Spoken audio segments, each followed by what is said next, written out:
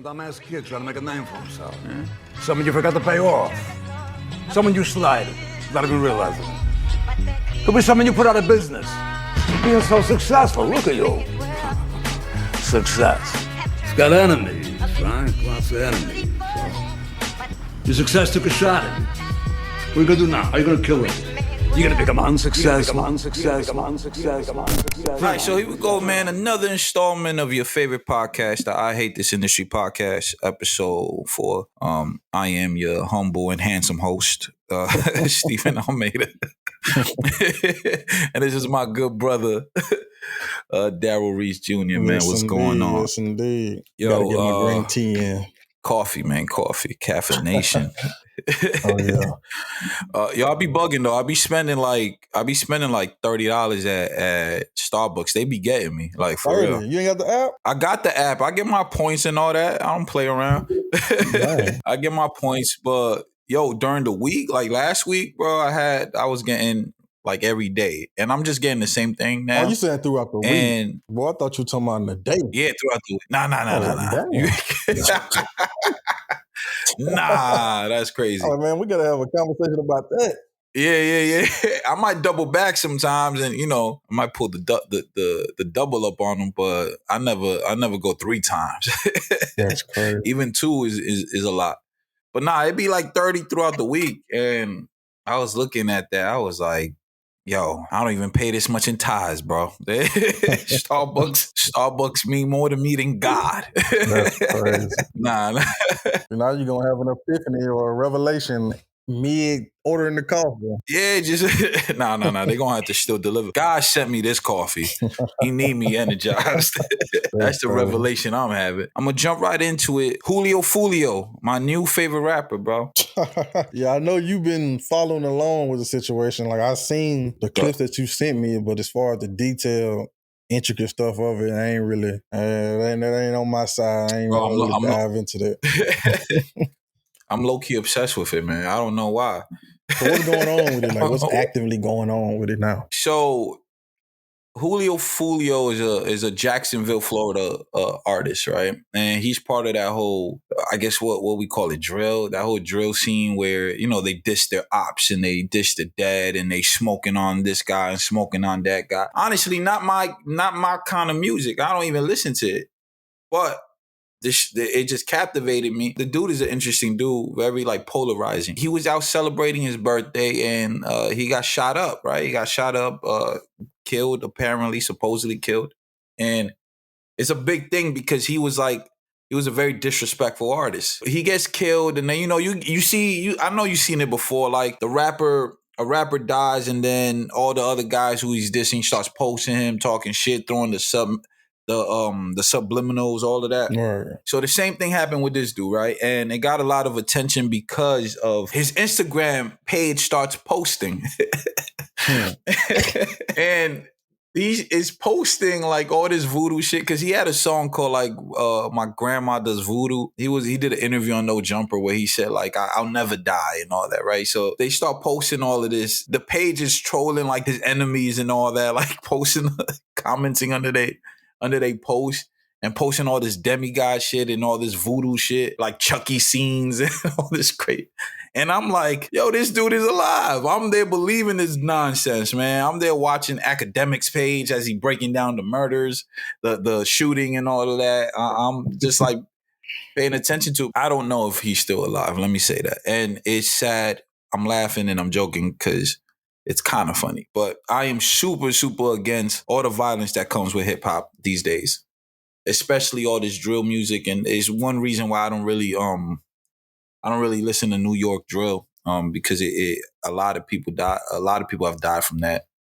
A lot of kids have been killed. I don't advocate for that at all. I'm super against that. But what's interesting about this is just how like polarizing it is. This dude, I'm just so intrigued by like how my main issue with this, if he is alive, then this might be one of the greatest magic tricks in hip hop history, right?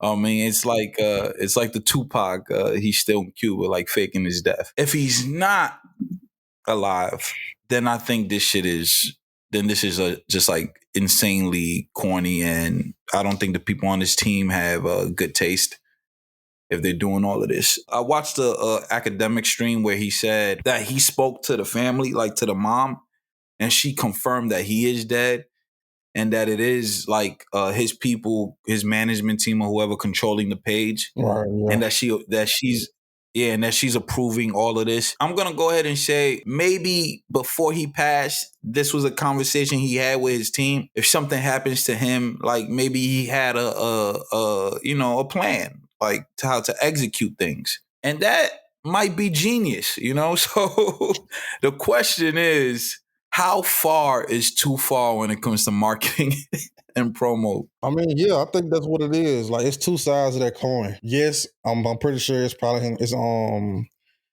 his management team that's doing that. Like, I'm pretty sure it's his management team that's doing it. And then you have the promotion of that. It's nothing positive that's going on. And then you have another form of that as people putting out dead people's music. It's just his management team just trying to keep keep him relevant and things like that. It'll die down. Relevance It's alive. probably gonna die down now. But yeah, the only thing I seen about it was what you sent me. It's crazy how all this stuff always fall back or always centered around something that Adam 22 is involved with. Like, that's crazy. Like, we'll talk. Like, I mentioned Pop Smoke. I'm sure that we'll talk about that. He always in the center of it. If you did something crazy or something like that in that realm, you finna get an Adam 22 interview, and he's gonna reach out to you. And this shit corny, man. That's corny. That's kind of his bag. And I like that on 22. I can't even knock him. I used to watch his content, and I watched some of it. Like, there's definitely some interviews I tap into, but he gives artists a platform who normally wouldn't get a platform. There's a lot of people I heard through Adam 22 who I would have never heard of if I didn't, see them on his platform. So there's good that comes from it. But the bullshit is the entertainment of the bullshit that's a little corny. Like, I don't like the fighting on camera, like the podcast dudes fighting. All of that shit it's just advocating for the wrong things. We'll get into the more of that no jumping thing, but with the marketing thing, what do you think of that? Do you think that's good marketing? Jadakiss said that rappers get better promotion. I mean, yeah, they do. Like, the passing of Nipsey, like, everybody gravitated towards his music and his movement and things like that when he passed. Pop Smoke, Tupac, Biggie, who else? Like, XX, like, XXXTentacion, DMX, like these people. So, yeah, if you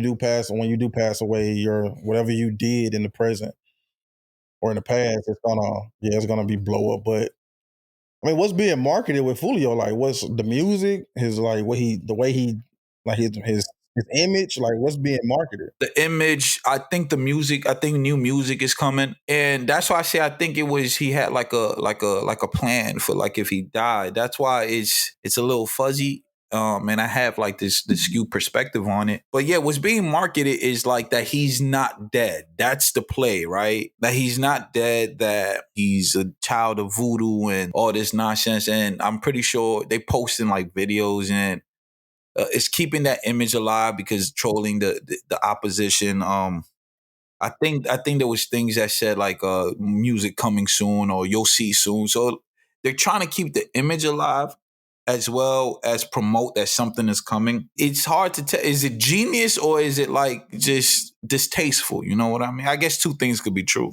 Yeah. I mean, it all depends on the person, but the act of it. It does. The act that's of his it brand. It's right? kind of in between. Yeah, the act of it is nasty work, but that's his image, and that's where it kind of lays. Well, that whole Jacksonville scene is wild. That's why I was digging into that, and yeah, I'm not a fan of it, but it's interesting, man. Like it's very interesting. I never heard a Foolio song, never.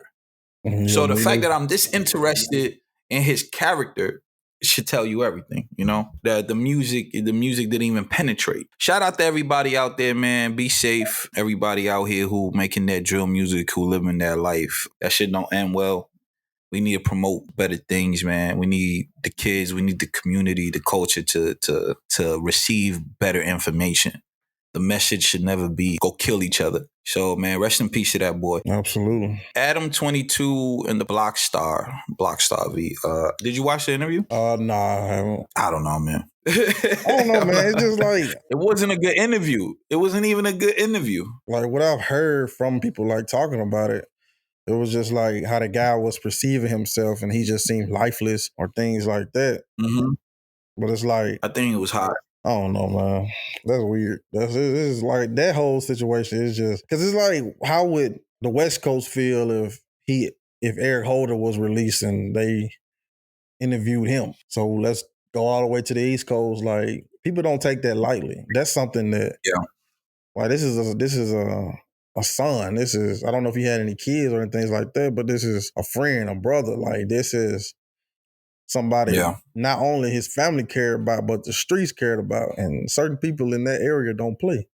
So like, you giving this guy a platform for what? Like, what is the true meaning behind it? Like, what you gonna ask him? Why he do it? Like, what was the motive? Like, you said you seen the interview. Like, what was the question that he was asking him? They kind of wanted to get straight to the Pop Smoke thing, but they danced around it with a bunch of other nonsense. I mean, I get it. Everybody has a story, and this kid's story it wasn't unique. It wasn't special. There's nothing about this dude that would make you intrigued into who he is. You know what I mean? He's just a kid from the hood. And what's sad about it is that Adam 22's response to it all was kind of like, oh, his boy, Blockstar's boy, who Adam 22 is cool with, is about to come out of jail. So he's like, I was gonna be around you anyway. So this is a good way to like kind of get to know each other. And that was like kind of his thing. Because all you really want to ask him about is the Pop Smoke thing. You know? And then it got even super cornier because he goes, so what you gonna do? You gonna rap now? And the dude's like, well, man, I got a lot of things in the works and all that. I'm just like, this is some cornball shit, bro. This dude, man. And then he said, I feel bad, but then he goes, I don't regret it because I'm from Hoover. And I'm just like, what? The one thing that I learned from that interview, the West Coast don't give a fuck about Pop Smoke. West Coast don't care. Because you know what it is? Those kids were young. He was like, I think dude was 15 when it happened. Those kids were young, and that was the culture out there, that breaking into cribs, that B&E culture. Like, that's just how they got their money. That's how they did. So Pop Smoke was just a casualty of that. You know what I mean? So it wasn't, I don't even think it was personal or anything like that. According to the kid, he wasn't even supposed to get killed that day. The way he explained it, what happened, he said a lot was happening all at the same time. It did display a lot of, and this goes back to the Julio Foolio thing. It displays a lot of what's wrong with our communities and our culture. And I think, if nothing else, that kid's story, that Blockstar, that kid's story should be looked at as what's going on in these communities that need to be fixed. It shouldn't be highlighted. That's why I don't really like what Adam did. It shouldn't be highlighted. It shouldn't be about, he said something like, what are you going to do with this newfound fame, even though you got it through this like situation? I'm like, yo, this kid is not famous. This kid is not famous. That clout is a drug. And he's like perpetuating it. He's saying, oh, you have this. Like, no, you don't have this. So I don't like that they highlight, that they put it in the spotlight like that, because that kid's story is not one to celebrate. It's not one to look at and be like, that's normal. That's just LA shit. No, that's what's wrong with the communities, with our communities, the communities of Black and brown people. This hip hop culture, this street culture. It's like we got to do better, and this kid is just a casualty of it as well because of his circumstance.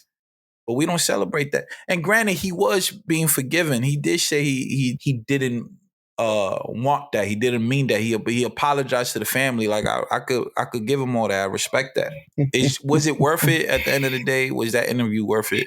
And I think it was corny on Adam's part. Man, God bless that kid, bro. I hope his life turns around, because it's not going to be an easy road, man. It's not going to be an easy road, because you got to live with that. I mean, yeah, you definitely got to go to sleep at night with it on your conscience. That's all I got to say about it, man. It's just a weird, corny situation on both parts. Adam and the other guys. So Yo, did you? I know you saw the Kendrick video. absolutely. Oh yeah, man. I woke up to it. When it dropped?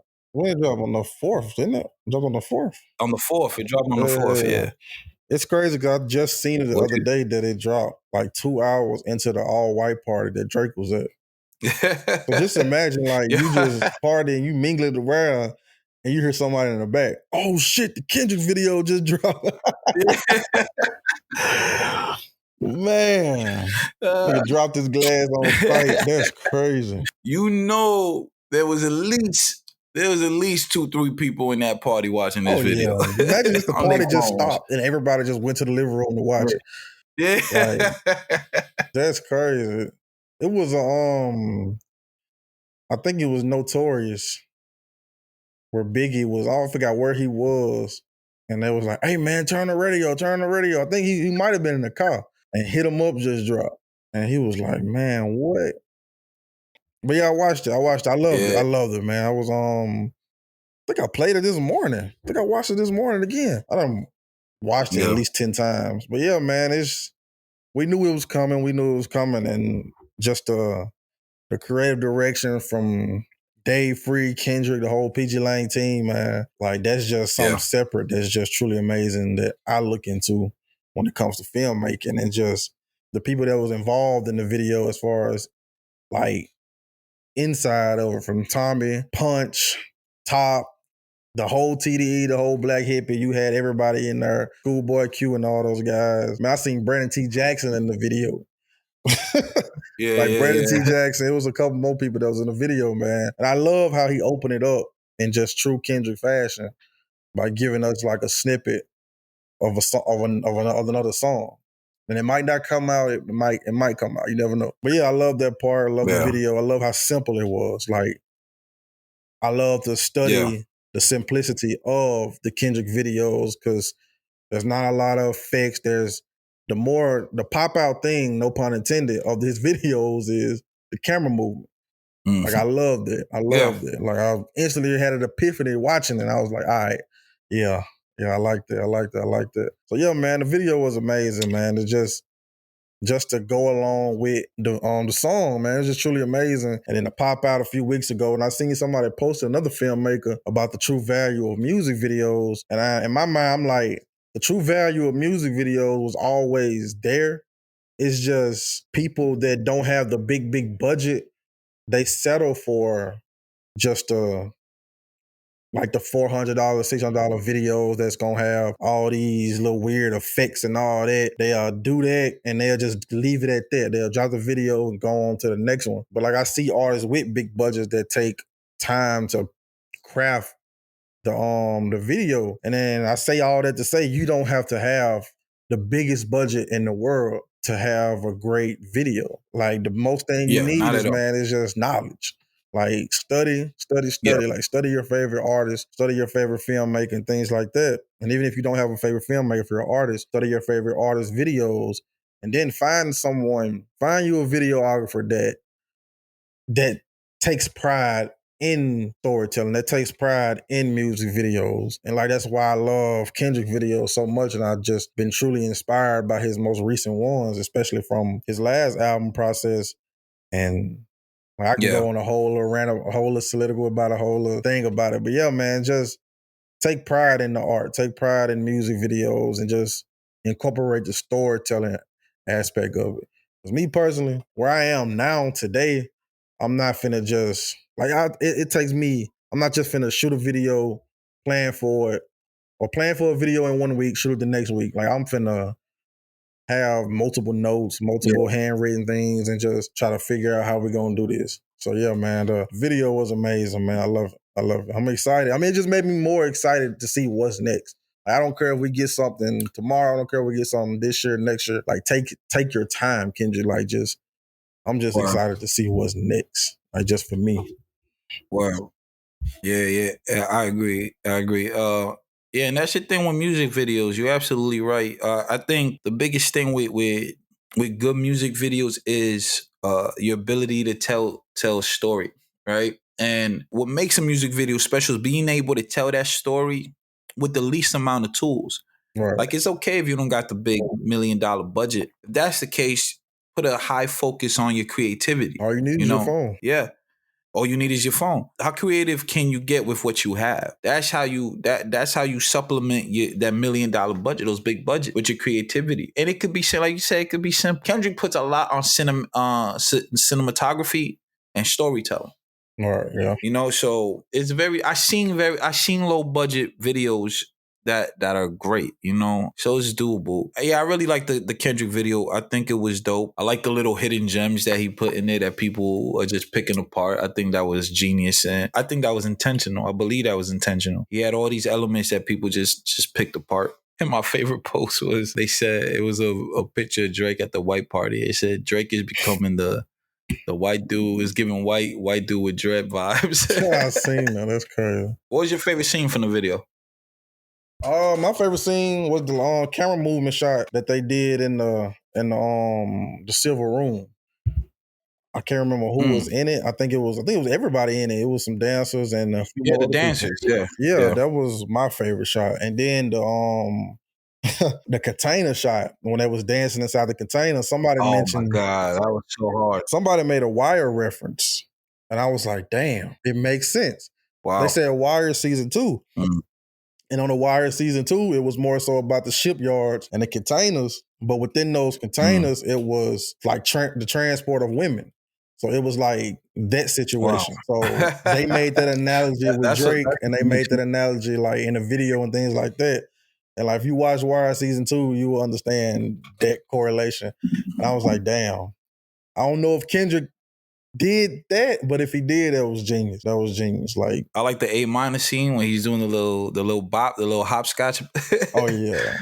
The little that was hilarious. I mean, I like that in that shot. You see, the camera angles are very important, man. When you're shooting a music, it could change the perspective of the entire shot. It was like a zoom out shot, and then it had like a bird's eye view of him, like just doing those little steps across that hopscotch on the floor. That was so clean. I like that last shot, that family shot. With them, the black and white shot with them dancing in the room. I thought that was pretty dope. That was dope. I like that eagle eye, that scope lens that they use. I like the that scope bowl. Yo, it's crazy. Fish bowl. Yeah, fish bowl.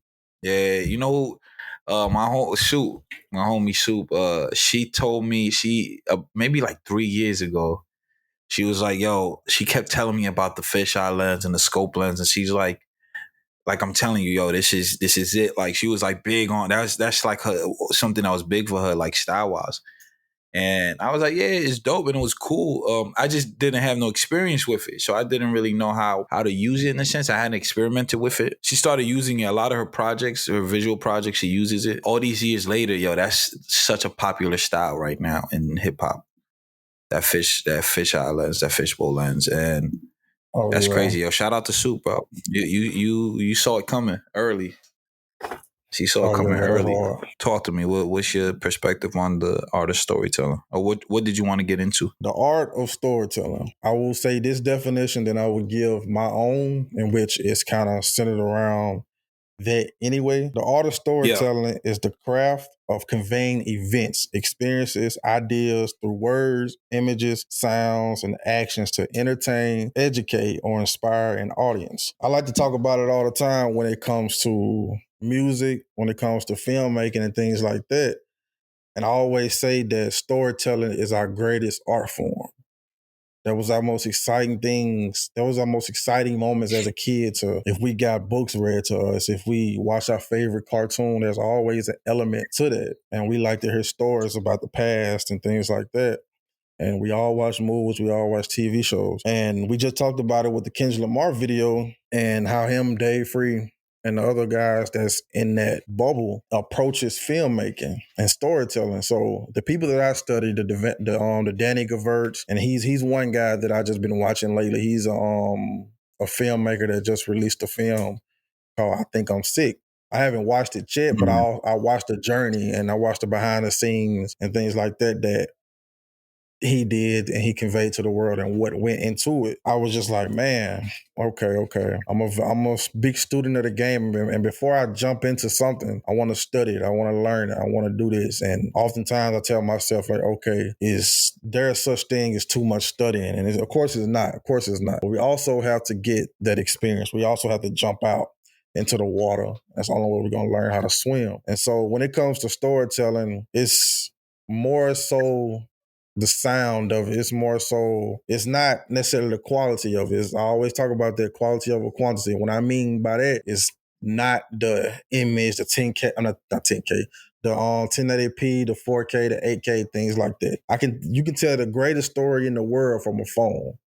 It don't matter don't matter what type of camera you have, what type of this and that. You can tell the greatest story from a phone. Like, of course, you have to prioritize lighting. That is damn near number one, if anything. So yeah, more so storytelling is just sound, man. It's just the conveying sound into your films, conveying sound and the elements of that into your music videos and things like that. And I can just speak from my experiences, like where I am now. It was a point of time to where, okay, let's plan for this video, and let's go out and shoot it. And then I come back and I just like, I missed this, I missed that, I wish I would have did this. And that's where planning comes in. So like with the gospel video that we started, I want to say in April. I think we started that in the second quarter, I think, second or first quarter. And it was times where I felt that I was rushed through that. It was times where I was just like, is this enough? Should I do this scene? Should I do that? Then I had to take so many steps back just to realize like, okay, let me add the storytelling aspect of it. That's why I did the therapy session. That's why I did the intro sequence with me and Zevin playing chess. That's why I did certain things throughout the video that convey an emotional intelligent, like an emotionally intelligent aspect of him and throughout the record. And with the pop out video with Kendrick, with the videos that I've been watching in the past, it's like, man, the process, I always have these moments to where I'm doing something, but then I just keep getting stacks of knowledge every day. That's the same process with this album. Like I always get epiphanies, I always get some newfound knowledge throughout this process to where, okay, I got to add this and that. And then I look back 4 years ago, I look back 5 years ago for when I first started my first short film, Visionary. And it was more so just off the top of the dome. Like I didn't really have any planning for that. I was just like, hey man, let's just get this camera, let's just turn it on, and I'm gonna just talk. And we're just gonna go on top of the head and we're just gonna put it out. Like that was the plan for that. But the more and more I grew, the more and more I understood the true value of storytelling. Like, man, I was like, I don't have to rush. I don't have to put this out. I don't have to film this today and put it out next week, next month. I can truly take my time with it. Like we have that luxury. Like right now, we have that luxury of we can take our time with it. We know we don't have people knocking on our door, or we don't have a higher up to look up to as far as like, hey, you have this deadline of September to put out this film. Like we don't have that. I can put out this film in 2027 if I have to. I'm not, but I could. But like, I'd be damned if I do that. That's what's coming out this year or next year. But yeah, like the true value of storytelling, man, just conveying the emotional side of a visual, man. And you can do that through audio as well. But more so the filmmaking aspect, man, it's just a beautiful thing. Like just me personally, it's just a beautiful thing just to be able to convey stories and bring stories to life. Like my company's slogan is bringing stories to life while being authentic in the process. That word authentic means everything to me when I'm crafting something. Of course, I get inspiration from a filmmaker. Of course, I get inspiration from someone that's doing something similar to me on a higher level. It's always there. It's always there. It's always inspiration from someone that has done this, that has done the experience. It's never anything on a local tip. It's never anything of that aspect. It's always something much, much higher. So yeah, of course I draw that, but I always just formulate and fuse it together into what I'm creating. So yeah, man, I always look at a project. It's more so taking my time with it. Like just not rushing the process. It's always being patient. It's always just that element side of it. And what I'm doing now, man, it's a beautiful thing. And it's being crafted. It's like my own personal Frankenstein, my own personal like android, man. It's being like we working on the details every single day. That's why mastering the art of storytelling is Oh yeah. It's such a useful. This is such a useful skill. Oh yeah. I agree. Storytelling is a big part of my creative process. When my first few film projects, it was kind of the same. I was really on that same type of like energy of like grab the camera, let's just put it together, because I had that innate sense of storytelling. I could always piece it together a certain way, and I was good on the fly of like just being on the fly and go, okay, we do this and do that.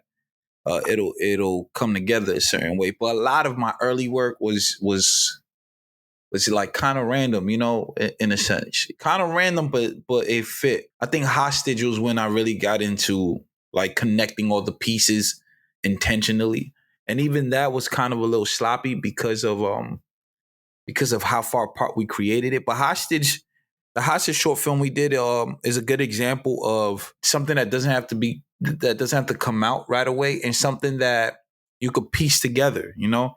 Like we shot the different scenes in that almost a year apart, you know? It was like taking these two parts that were shot a year apart and then making it make sense and connecting it. And I feel like it did for what it was. And that's just in music videos. I've done short films way before this.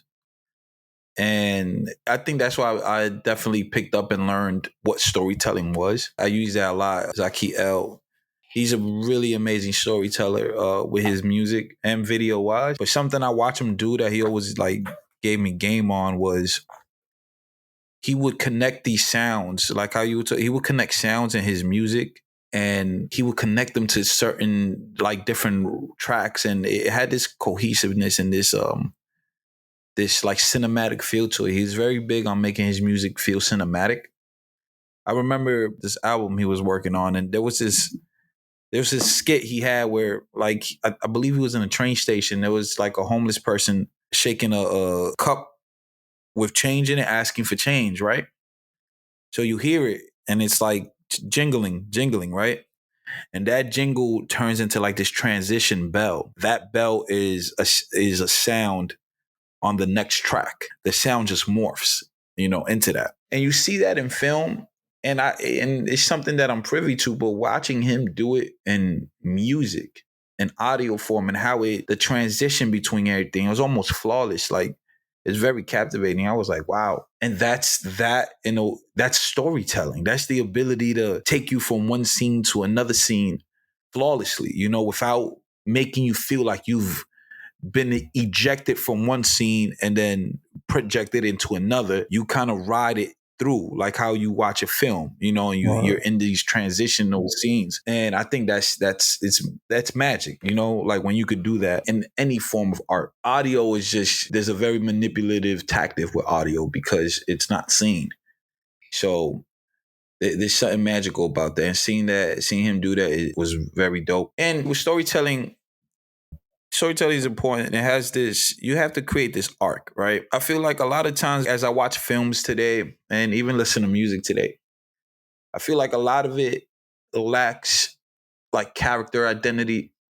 It lacks the arc of storytelling, right? So you never really identify who the characters are.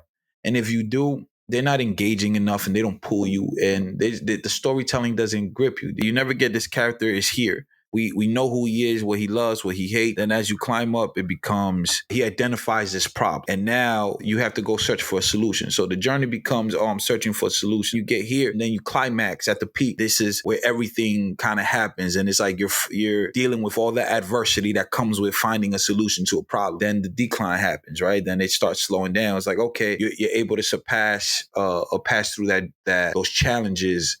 And as you come down, you get closer to the solution. And then you get to this point where the problem is solved and you have this story that's told. I think every film follows that, but it also has to be polarizing, captivating, good. It just has to be good. And films these days are made like music, right? It's microwavable. So I feel like we lack that a lot. And that's why I like listening to the Nick Grant album. I feel like it took me through that too. Like right from the jump introduces you to the character. You get an identifying factor of what he's going through and what his challenges are. And as the album continues, he's going through all these phases of finding the solution to these problems. And as the album comes to an end, you get the feel of the solution, or at least the feel that this person is on the path to the solution. But you get the art, because at some point the album has like a climax scene, right? And we get that with great projects. With great art comes great storytelling. That's just what it is. Great projects have a storytelling element. Unless you're just throwing random shit against a wall and seeing if it stick, then it doesn't matter. But you're not going to captivate people. People want to be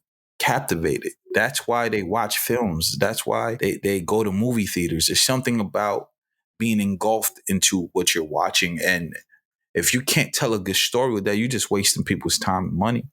Yeah, I definitely agree with that. That's been my biggest struggle. That's my biggest challenge, just to bring people in and captivate them and get them seated and get them to watch. That's my biggest challenge, because I ain't gonna say everything else is there, but as far as what I've done, just business-wise, content-wise, filmmaking wise, and things like that, that has been my biggest challenge. We also live in an era where people, I definitely feel that. People are not sitting down to watch things, right? You have to grip them off the 30-second clip.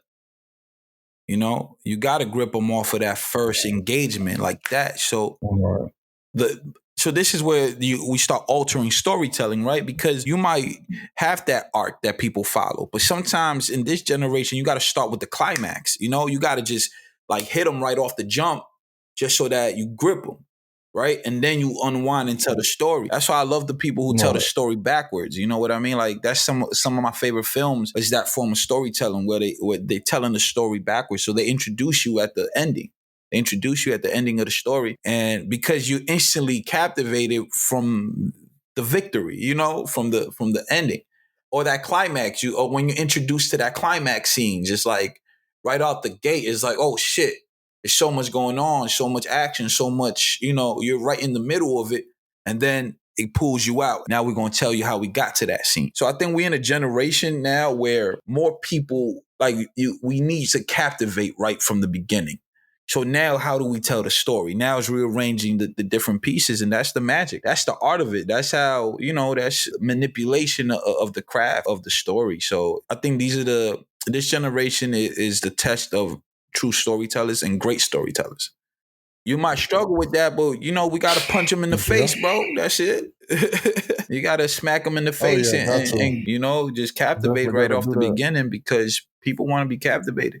It's sad though. It's hard for me to sit through movies now, like, to be honest, if the story isn't good. I watched Dune 2, like, man, that was so good. Just like from the beginning to the end, I was captivated. So it's like, I don't watch too many movies like that are long form and have that element to it, like great storytelling. Yeah, I gotta watch it. Been saying I need Have you to seen watch part it. I one? gotta watch it soon. It's on my list. I got a list of movies that I'm gonna watch before I start filming.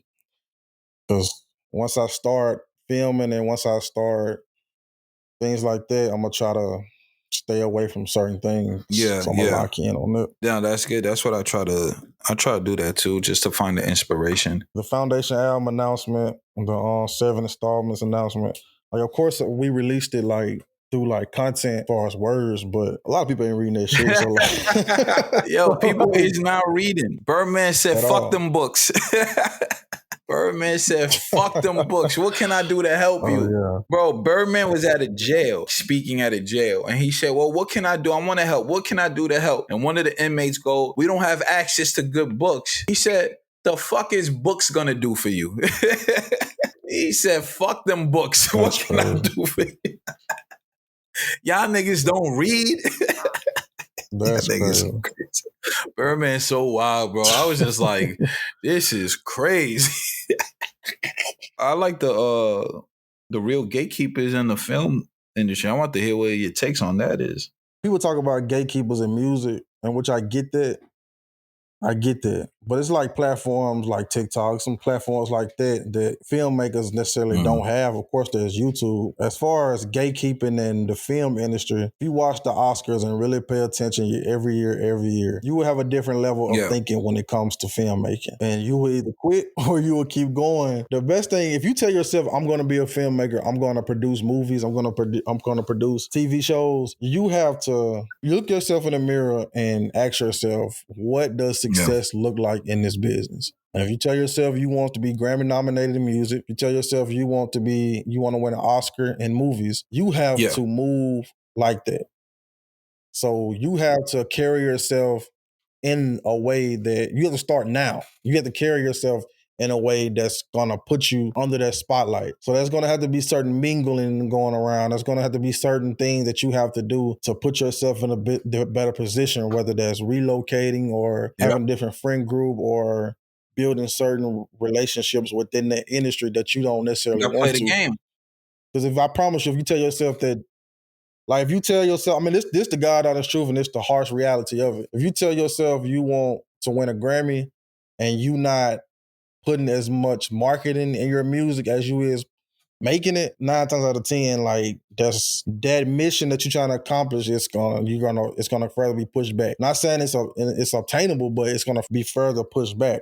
So if you tell yourself that you wanna win an Oscar, but you're not willing to do this role or do this and that as an inspiring actor or inspiring director, things like that, then same with the music, the destination is going to be further put back. So you have to mingle in these circles once you get that opportunity. I'm going to say this, the road to winning a Grammy is much more obtainable than the road to winning an Oscar. These nominated films that the Oscar nominates, you're going up against the Spielbergs, you're going up against whatever movie Samuel Jackson in, or you're going up against Oppenheimer, you're going up against Dune. Like these are the major categories. Even in the musical categories, there's a gatekeeping level in that as well, like the theatrical and the theater and all that. So there's gatekeeping in that. So you gotta be comfortable being, you gotta be comfortable being uncomfortable. Like that's what you have to develop within yourself and trying to get there.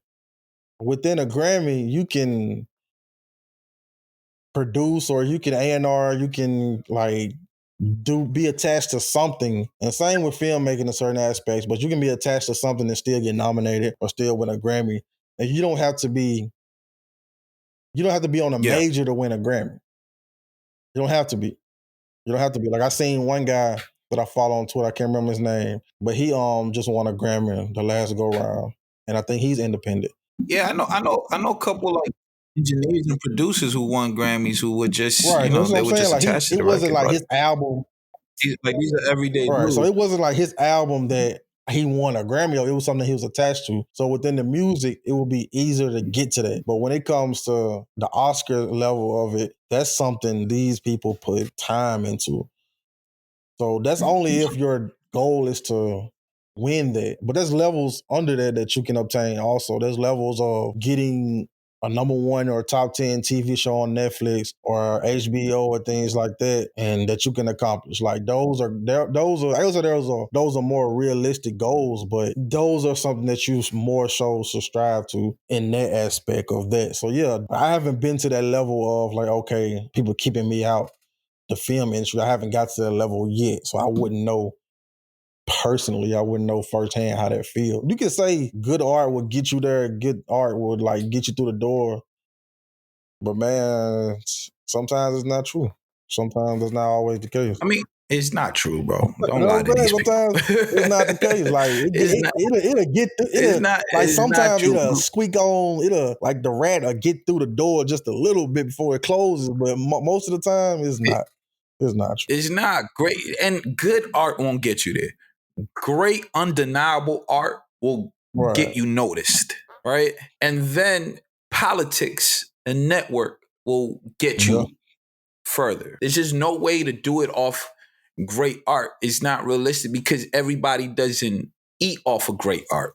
Basquiat died broke. Tupac died broke. Biggie died broke. And I'm just saying these people made great art. A lot of the time it's the network that and can people profit off of it? Like what's the representation of it? Who's attached to it? And that's the gatekeeping element of it.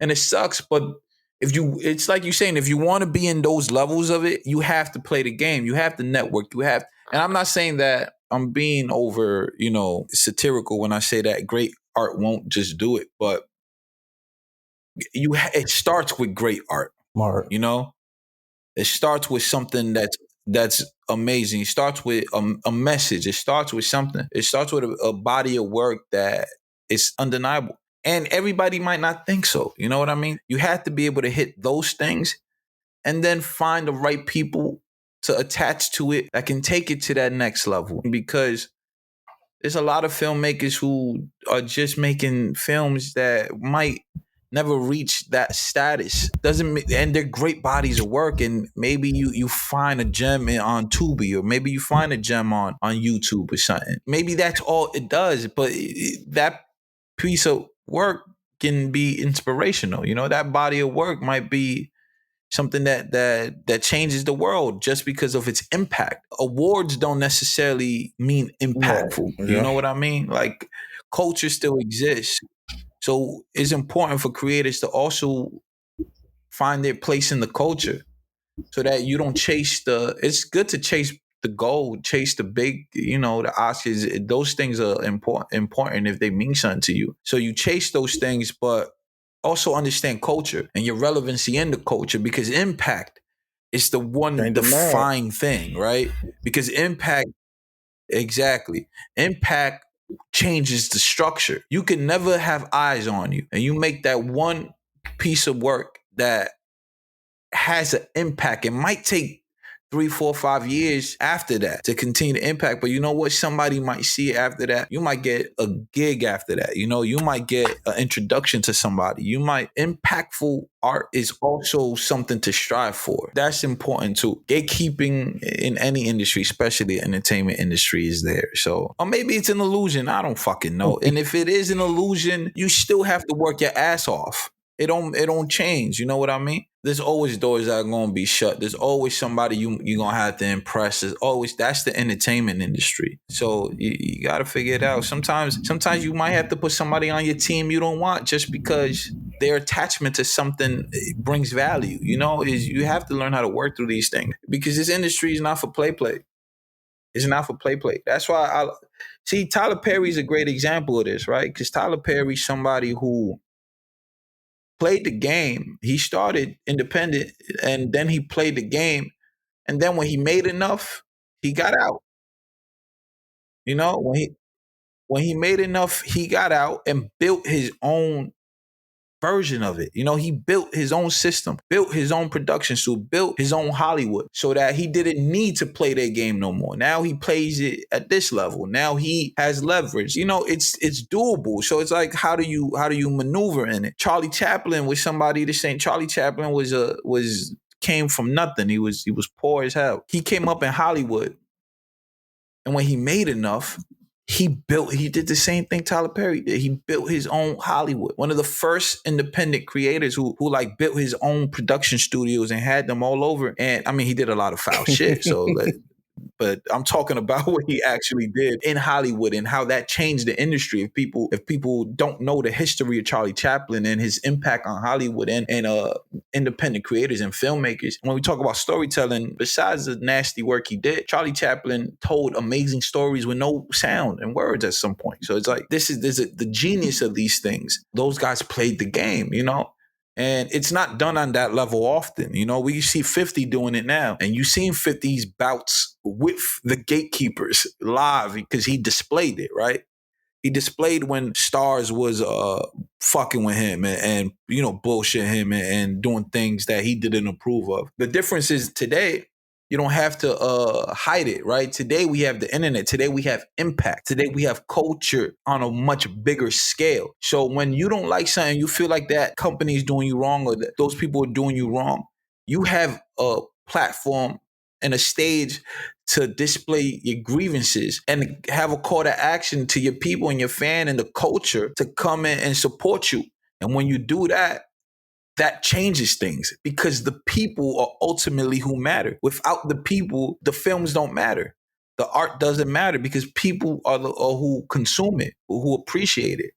So, those are the levels of the game. Dave Chappelle's another great example of going up against the gatekeepers. And when they took his product, when they took his name, when they took his art that he created, what he did, call to action. He went straight to the gram. He didn't went straight to the gram and called those people out and said, don't watch this show because I don't benefit from it. I'm not attached to it anymore. They stole that. You know what people did? They stopped watching the show. And what did that cause? That caused HBO and them to give him back his property, right? That's David versus Goliath. Oh shit. Wow. Never thought of it like that. Literally, Dave Chappelle, David versus Goliath. Like that's the story. The gatekeepers exist. We see it all the time. They do exist because that's just the industry and people protect it at those high levels. And I get that. And independent creators like us, we got to fight our way in. Somebody asked me about like if I would ever go corporate, and I told them it's like I would love to go corporate. To be honest, I would love to go corporate. I have to do something so impactful that it garners attention, and that's what I told them. I said I've been building my brand and everything I surrounded with attached to on the independent side of this thing. Because I fight from the independent side. It don't mean I'm against the corporate side. It just means that my stance is here, and this is like my story is from here, So that's my David and Goliath story, right? So I have to create something that's so undeniably great that they pay attention, that they then come to me to work for me. That's how I feel today. I have that fight with myself every day. Yeah. So it's like, would I take a corporate gig? Of course I would take a corporate gig because I also believe I can impact from within. But my story, the arc of my story is I'm gonna bust my ass and I'm gonna keep creating till something is so great that they have to notice me.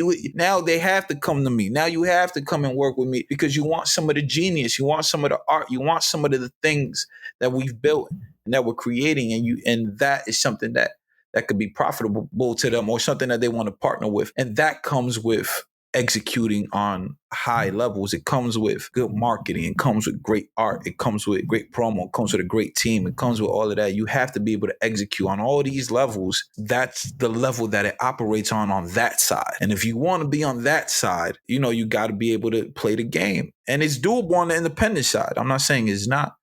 And the game that we play now is partnership, right? It's building this thing so great that when they want to come and play, we have a partnership. You can't buy this thing. You can't own me. You can't do that. But you could partner up and we could do good business together and we could make great art together and we could make some shit that really is impactful. See, because when you the impact and they the money, that's a match made in heaven. Because corporate lacks impact sometimes. So they find the creators and the guys on the ground who could touch the culture. So when you become that, when you have that element on your side, it's leverage. Let's get into the sound of the week, man. Let's get into it, man. You and of course we both you probably listen to more Lupe than I do. Oh, for sure. I think I heard maybe a few songs by him in the past, but you told me to listen to this album, Samurai, man. and I did. And man, that is the best part about it is the how short it is. I think that's the best part about it. I think that's the best part about it is it gets straight to the point. Yeah. Right. It gets straight to the point, but you can feel it. Like it feels like it could have been longer or it feels like it was longer. Yeah. And I was just like, when I was like on track 7, I was looking at it, I was like, man, I got one record left. Yeah. I got one record left. And like we know the lyricist that Lupe displays to the music industry and the culture. Yeah. And things like that. And you have to put him in that top 20. You can put him in that top 20. You have to. There's no way you can truly right. You can truly put him in there. And I was it's funny. I was thinking about when I was listening to the album, I was thinking about that live that he did with Royce. Him and Royce had a little back and forth. I saw it, yeah. I was tuned in. Last year. Yeah. Yeah, I was watching that and I was like, that's what I was thinking about. I was like, that's the last time that I thought about Lupe. So yeah, I dove into the album. The first 4 tracks stood out to me. From Samurai, Cake, Palaces, like that, the Cake record in general stood out to me. And I was just like, man, I gotta dive into the album even more, just hear it 3 or 4 times. But yeah, man, Lupe displayed an amazing body of work. Like, gave us 8 tracks, straight to the point. No interludes, no outros, no things like that. Just gave you straight bars. And it didn't sound like nothing new. Like, as far as the way the record sound and the engineering, the production, it sounded like some 90s hip hop. It sounded like some Very boom 90s bap. New York hip hop. Oh yeah, and I gotta look more into the production credits and the writing and things like that. But yeah, man, he displayed a very beautiful body of work. I tip my hat off to him. And the albums that I've heard this year, man, I can easily slide that into the top 5. Yeah. Like the ones that I did here. So yeah, he displayed he displayed a beautiful body of work, man. I love it. Yeah, man. Lupe for me was the first Kendrick Lamar. You know, like he was on that trajectory. Like Lupe had the Jay-Z feature on the second album. He was the conscious rapper. Like he had a lot of that. Even the content what he was talking about back in his earlier albums, the way he structured albums, the storytelling, the cinematography of those, the cinematics of those earlier albums. Like he was that, and his issues with the record label, I think he fell from that spotlight. Remember, Lupe had top records. You know, he was on the billboards. He was kicking ass. Yeah. And Yeah. he was also one of the guys who really brought that skate culture into hip hop, that skateboard culture. And so I've been a fan since the First and 15th, like his production company or his record label and all that. Since the mixtapes, I've been a Lupe fan. You know, first I loved all those. The Cool, one of my favorite albums. I've been inspired by him so much because of his writing ability, right? And he showed out on this album as well with his pockets, the flows, the lyrics. It's just also let me give him his flowers. People don't know Lupe has a AI, right, called TextFX with Google, and it's like it's like an AI for rappers, right? And it does amazing things. It has all these elements of like how to use words and break down words, and he has videos on how he's written music with it and all that. It's a genius app, a genius platform for any writer and creative. TextFX, yo, check it out, man. If you any type of writer, creative, it's such a useful tool, and Lupe's behind that. He's the mind behind that. Also, well, I say Lupe's got to be mentioned as one of the greatest, hands down. Lupe taught this course at Harvard, I believe, and it was called Rap Theory and Practice. I watched this whole lecture, right? He's writing, like the writing element. Rap is rap, and it's a beautiful art form, but at the core of that art form is lyrics, right? As well as beats and production, but the other side of that is the lyrics. What he does with his writing is immaculate. It's up there with the Eminems, you know. And people don't like Eminem in today's culture because of his rap style, but how he raps is he's a great technical rapper, right? Eminem. Lupe Fiasco is a great technical rapper as well as really good with melodies and harmonies and pockets and putting things together and records. Em has those elements too. But the way, you know, Lupe has his own style with it. So he's mentioned without a doubt in that top rapper conversation. Yeah, I mean, to be so great at it that you teach a course at Harvard on rap. You know what I mean? Like that. This is who this artist is. So Samurai to me was a great project. I loved it. I'll just say the highlight record for me is Palace. It was so, again, I'm a fan of those introspective records, and he touched on some really really dope topics on that. And I like how Lupe is known as he knows how to weave these themes together in his music and his album. So just that record Palace and how he put it together is incredible to me. I love the energy behind it, the flow, the sound. It was very vibey, but he was hitting. And again, this album has a big boom bap feel to it, very jazz influence. And I think he said He say he recorded it in his living room or something. I saw him tweet about it. So it's like Lupe. I also seen Lupe make records on live before, like right then and there, and put the project out, or put the music out. So again, that's a callback to being able to do the most with the least. You know what I mean? He very, very genius at what he does. So understand it doesn't take much to make something magical. Like his ability and skill and a little bit of, work hard. Shout out to Lupe. Genius. Shout out to Lupe. Go listen. Not just a lyrical genius, but just an all-around genius. All-around genius, 100%. Yeah, so guys, go check out that album. Samurai is everywhere now. Go check out that AI, his AI app with Google Text FX. And go check out his course in Harvard. And it's on YouTube. That's how dope it is. It's on YouTube for y'all to watch for free. So yeah, rap theory and practice, man. Shout out Lupe.